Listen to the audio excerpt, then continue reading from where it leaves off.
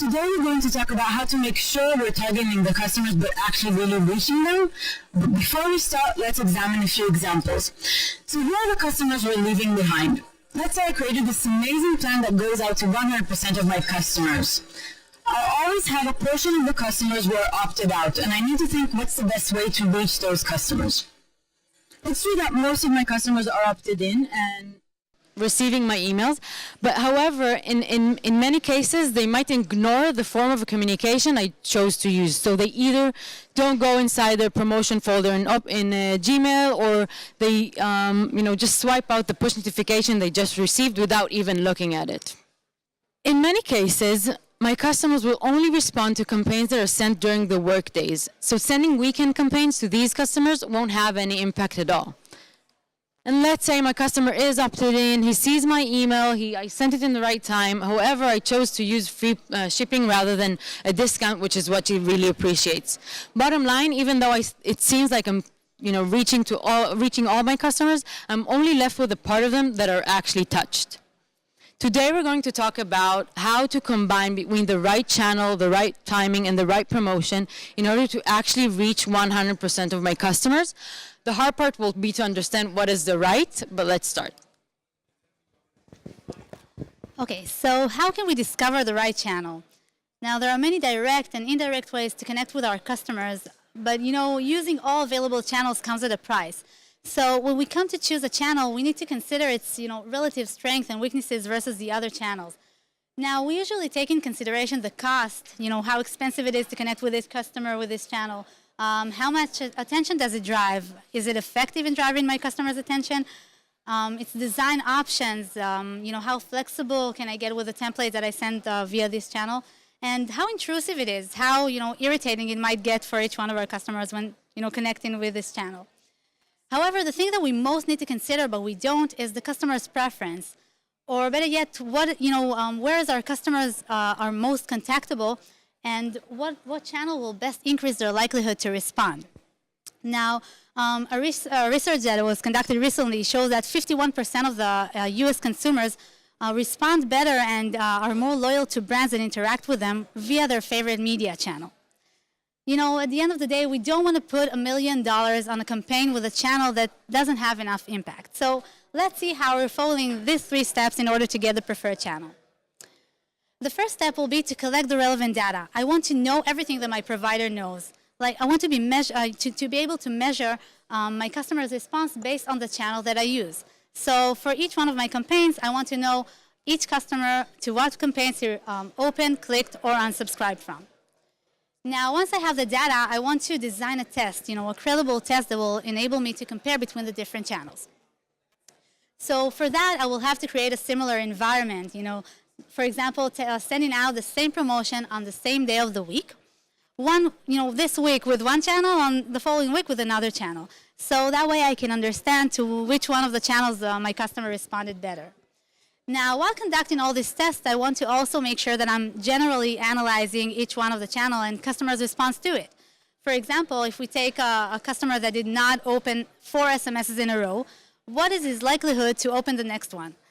So that will help me understand what is the minimum number of campaigns that I want to send before I can, determine what is the preferred channel.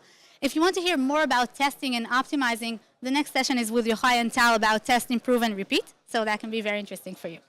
Let's move on to the next step. The next step is taking all the data I have and the data I collected from the tests and create one single customer view for each one of my customers. So I'll take all relevant metrics for all of the channels, and I will put them in one single customer view. So that will be the email open rate, by the SMS open rate, and for each one of the channels that I want to basically test. So let's see an example of exactly how it's done. The first step is getting all the data.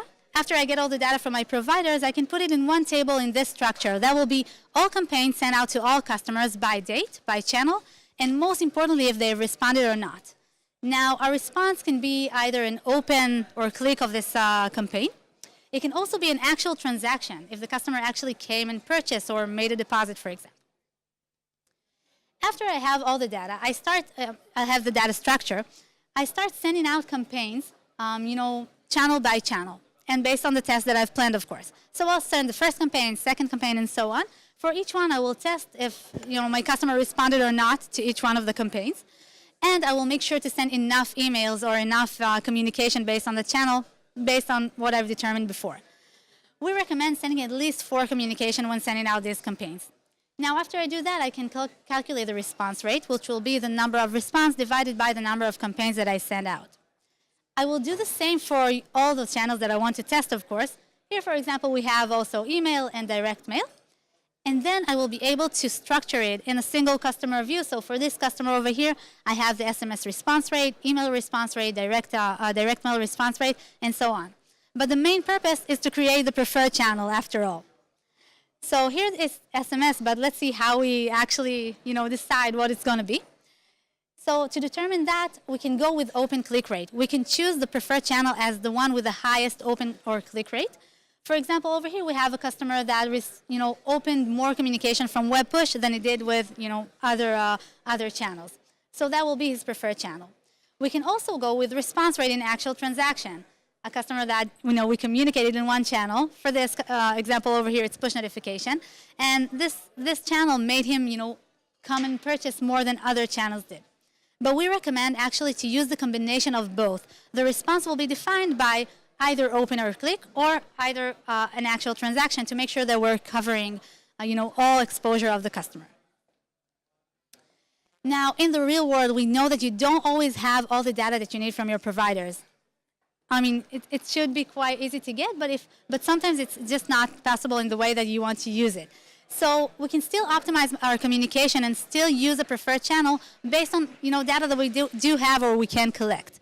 So for example, we have customer activity. If I have a customer that is more active on mobile, for example, has 70% of his activity on mobile, then it makes more sense to make his preferred channel as a mobile channel, push notification or SMS.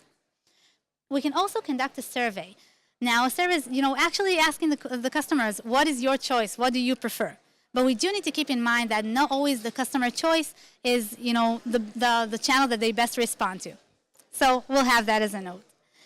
Now, if I have a customer that responds to all channels in the same rate, well, for this customer, that will be a piece of cake. I will optimize my communication based on the campaign objective or the factor that we've discussed before, the attention, the cost, and so on.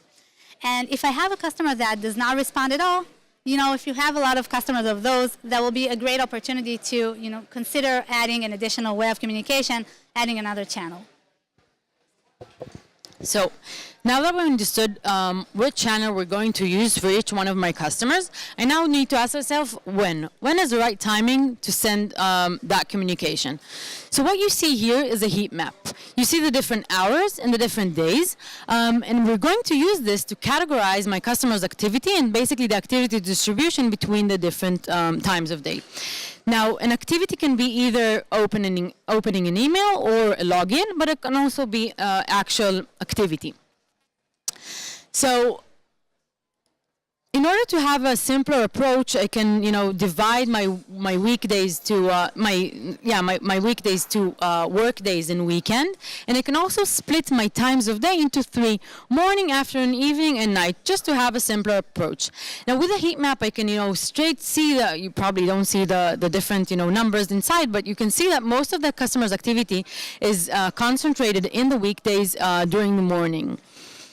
I'm going to do so on a customer level, right? So I can do the same, understand each one of my customers' distribution between the different weekdays and between the different hours, and by that understand what is each one of the customers' preference. So in order to understand the favorite day, for example, what I did here is I just summed up the columns here and got to this bar chart.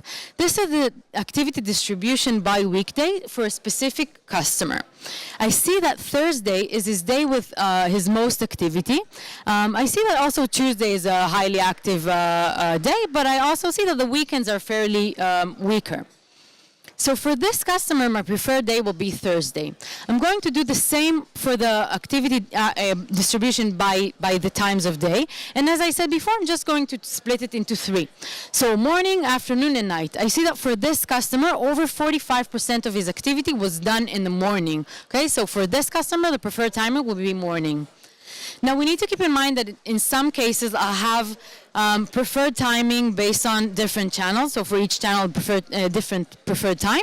However, let's keep it simple and just use the customer's activity for now. So I have the preferred day of a customer and I have the preferred timing of a customer, but what do I do with this? How do I translate it to actual or to practical use? So with this, we have two approaches. We can either target the customer when his chances to react are organically higher because we know that that's his preference, which is, for example, Thursday, or we can try to cross-sell this customer to a different day and send the communication, let's say, on Monday. Here, I would recommend to use additional segmentation. So you probably segment your customers by life cycle stages, right? New, active, churn. With customers who are active or we just saw recently, I would try to, expand his spend to a different day and send this communication on Monday. However, with a churn customer, as his chances to react to my campaign are naturally lower, I would send the campaign on Thursday in order to increase his chances to react and reactivate. However, we will need to test, okay? So let's try to send all those customers with preferred days Thursday, a test once on Monday, once on Thursday, and make sure to keep a portion of the customers to serve as a control group so we make sure that we can, actually reach conclusions. So we have the right timing, we have the right channel. Now what are we going to offer to our customer? What will be the next promotion? So does your customer appreciate all kinds of discount or only discount that are greater than 30%? Or does your customer buys only when there's a sale? Now this is a place where we want to understand what works for each customer. Well, we have a lot of promotion types out there and we've listed here only a few, but first in order to understand what works better, we want to start with a general A/B testing. Now we can test various things. So for example, we can test the percentages of discount that we give, for example, 30% versus 50%. Another A/B test that we can use, do, is the promotion type itself. So we will test what works better: free shipping over $50 or get free gift over $50. An additional test that we can do is testing the actual content of the message that we send. Will it be 2 + 1 versus get the third one for free? So after we understand generally how our customers behave, we want to dig in deeper, for each one of the customers, what works better individually. So if you have a lot of promotion types, then it makes more sense to group your promotion into promotion types. And then for each one of the promotion types, we will calculate the promotion redemption rate. So that will be number of promotions redeemed divided by the number of promotions that were granted to each customer. And that way we can understand what works better for this customer. Will it be 1 + 1 as we see over here, percent of discount and so on. So this one, this customer actually prefers more the 1 + 1. And then we have an additional attribute for each customer, the favorite promotion. Now we do need to keep in mind that if we're not equally offering the promotions and we were sending out more 1 + 1 than we do percentage of discount, then we will calculate the same rate. We will just also use the weighted average based on how you hand out your promotions. Now, if you have more, discount, you don't have a lot of promotion types, you have more discount offers, for example, then we'll like to use over here the discount sensitivity. That will be the minimum discount that the customer has redeemed. So for example, if I've sent out many percentages of discount to my customer, I will check what is the lowest offer that lowest promotion that the customer has actually responded to and made him come and make a purchase. Now we can also add the average discount and the discount sensitivity, but what matters the most is taking all those power measures that we've discussed that makes help us realize what the customer has preferred and combine it with the customer's purchase history. Understanding, the quality of my relationship with the customer combined with those power measures will help us and support our decision of what promotion we can give him next based on his preference and his value. Understanding these three elements is the key to right communication. So for each one of the customers, we'll create a single customer view and we'll add to the aggregated attributes that we already have for this customer, also attributes that are related to these three. What is its preferred channel, what preferred timing, and what is the preferred promotion in order to actually reach 100% of my customers. This is the least we can do in order to have an impact. We hope you gain some insights, and thanks for listening.